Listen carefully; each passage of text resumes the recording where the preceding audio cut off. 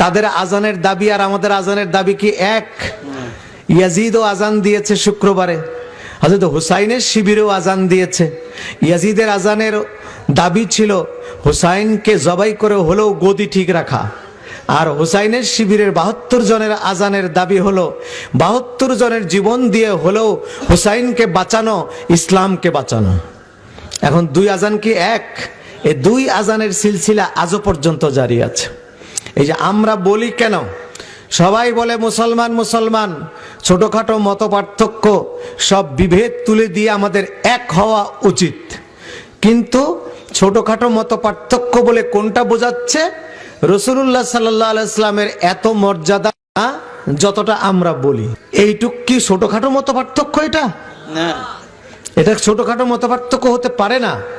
রাসূলুল্লাহর নাম, রাসূলুল্লাহর ধ্যান, রাসূলুল্লাহর ধারণা নামাজের মধ্যে আসলে তা গাধা, গরু, অন্যান্য প্রাণী, জীব জানোয়ার তাদের স্মরণ করার চাইতে আরো খারাপ। এইটুক কি, এটা কি ছোটখাটো ধারণা? না। রাসূলুল্লাহ সাল্লাল্লাহু আলাইহি ওয়াসাল্লাম সলিমউদ্দিন, কলিমউদ্দিন, জহিরউদ্দিন, দবিরউদ্দিনের মতো একজন সাধারণ মানুষ। এই ধারণাটা কি ছোটখাটো ধারণা? রাসূলুল্লাহ সাল্লাল্লাহু আলাইহি সাল্লামকে সবাই মিলে একসঙ্গে দরুদ পড়লে এটা একটা বেদাত। রাসূলুল্লাহ রওজা শরীফের উদ্দেশ্যে জিয়ারত করার জন্য বের হওয়া শিরক। এইগুলা কি ছোটখাটো ধারণা?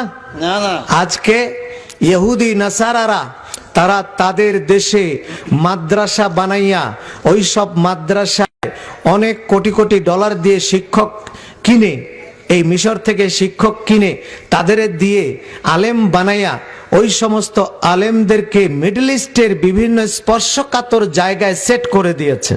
তারা শুধু একটি ফতোয়া দিবে, নামাজ রোজার ফতোয়া নয়, একটাই ফতোয়া তারা দিবে, সেটা হলো রাসূলুল্লাহ সাল্লাল্লাহু আলাইহি সাল্লামের সম্মান কি করে ছোট করা যায়, ওই ফতোয়াগুলো তারা দিবে। এই টার্গেটের শিকার সর্বপ্রথম হয়েছে মক্কা, মদিনা এবং সৌদি আরব। সৌদি আরব এক নম্বরে তাদের টার্গেট, তারপরে হলো বাকিরা।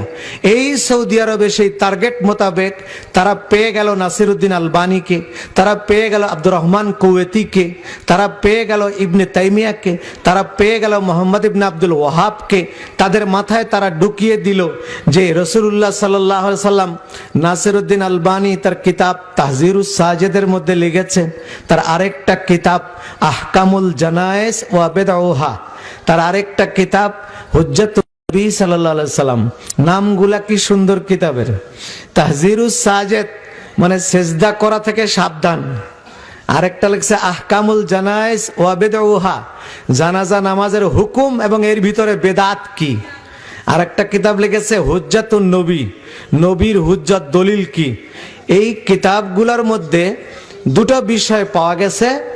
একটা বিষয় লিখেছে নাসিরউদ্দিন আলবানী যে রাসূলুল্লাহর, ওরা বলে কবর, নাসিরউদ্দিন আলবানী লিখেছে কবর, রাসূলুল্লাহর কবরটাকে মসজিদে নববী থেকে তুলে বাইরে কোথাও দিলে ভালো হতো, তাইলে দুনিয়ার মানুষগুলি শিরক করার থেকে বাঁচত। আরেকটা কথা লিখেছে রাসূলুল্লাহর সবুজ গম্বুজ নিয়ে দুনিয়ার বহু কবি কাল্পনিকভাবে অনেক কিছু লিখেছে। অনেক মানুষ ওই সবুজ গম্বুজকে ভালোবেসে আগায় আসে, এটা একটা শিরক। সবুজ গম্বুজটাকে ভেঙে ছাদ পিটাইয়ে দিলে ভালো হতো। এই দুটা প্রস্তাব তারা সৌদি গভর্নমেন্টের কাছে রেখেছে।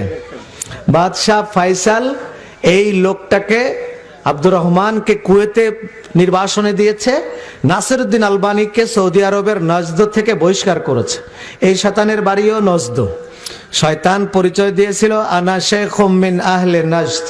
মুহাম্মদ রাসূলুল্লাহ সাল্লাল্লাহু আলাইহি সাল্লামকে শহীদ করার জন্য যে পরিকল্পনাটা আবু জেহেল নিয়েছিল, আবু জেহেল তো প্রথমে রাসূলুল্লাহকে সাধারণভাবে নিষেধ করেছে।